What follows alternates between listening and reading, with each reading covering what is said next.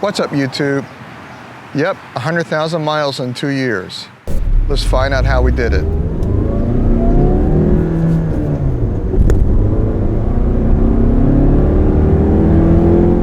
I guess you would call me a super commuter, someone who travels large distances to and from work. That being said, I like to drive, and driving a vehicle that's nice to drive is half the battle. So back in the day, I used to drive Mazda rotary engine powered sedans and RX-7 for a little bit.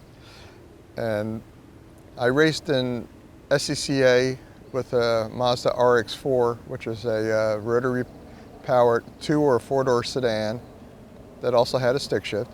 I was a Philadelphia autocross champion. As things moved on, I had an opportunity to race in a higher class with Volkswagen. And I sold the Mazda and got into the VW camp for a while and did really good with that as well. And as things progressed, it was time to get out of racing and take on some other challenges.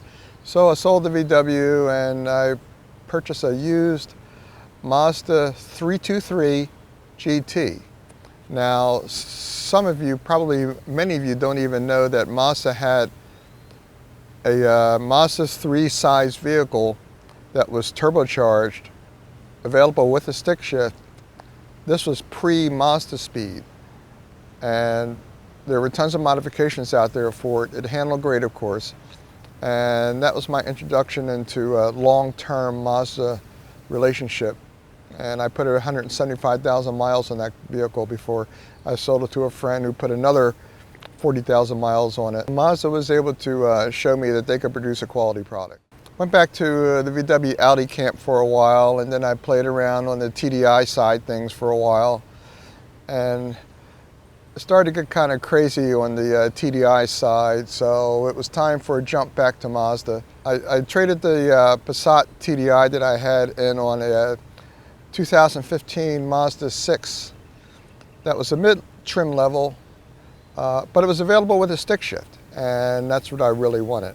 So I put about 80,000 miles on that car and traded it in for this 2017 Mazda 3 Grand Touring. The Grand Touring caught my eye because it had all the bells and whistles, and it also had a stick shift, which was really important for me in terms of being engaged with the drive. Heated steering wheel, sunroof. 2 years into it, I put over 100,000 miles on it, trouble-free. The only issue was a minor recall involving the what's called the BCM module, body control module. And there was a bad fuse that affected the operation of the windshield wipers. As far as maintenance goes, it was super easy. Nothing to do but spark plugs, brakes, tires. You know, nothing major. No major engine work, no major transmission work. Spark plugs, I did those around 75,000 miles. Mazda will charge you $125 and change just for the plugs without labor.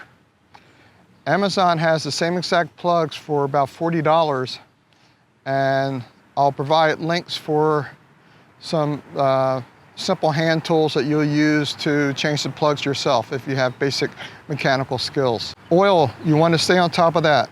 Oil changes in the 5,000 to 7,000 mile range with the full synthetic oil. Brakes on this car, I changed about 80,000 miles also.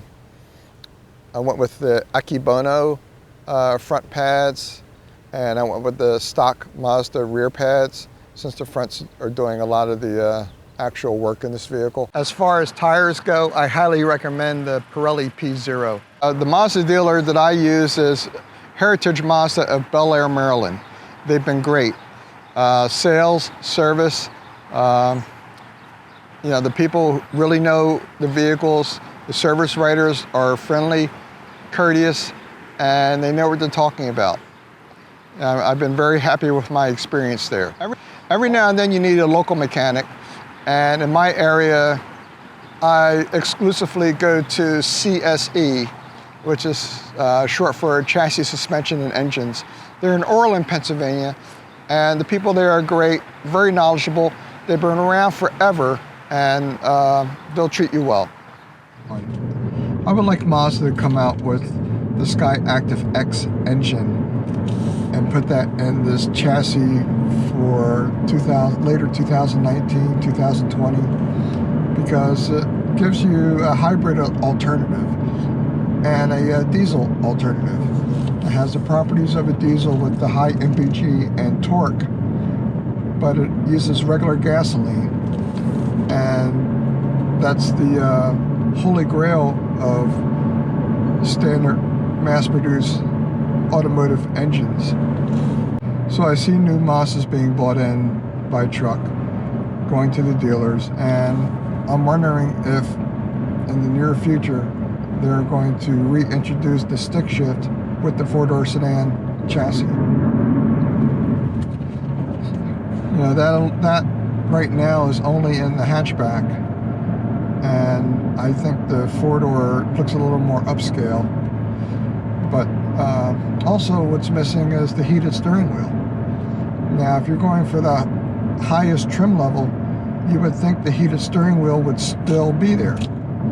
The Canadian market gets it, and we don't. It would be wonderful if they reintroduce, you know, those two items to the higher trim level. And who knows, maybe it will even be offered with the all-wheel drive. And that'd be a nice counterpunch to a Subaru. So if you do basic maintenance and follow the guidelines for oil changes and air filters and things of that nature, you should be pretty confident that you're going to get some high miles out of this vehicle, and they might even be fun miles. Signing out.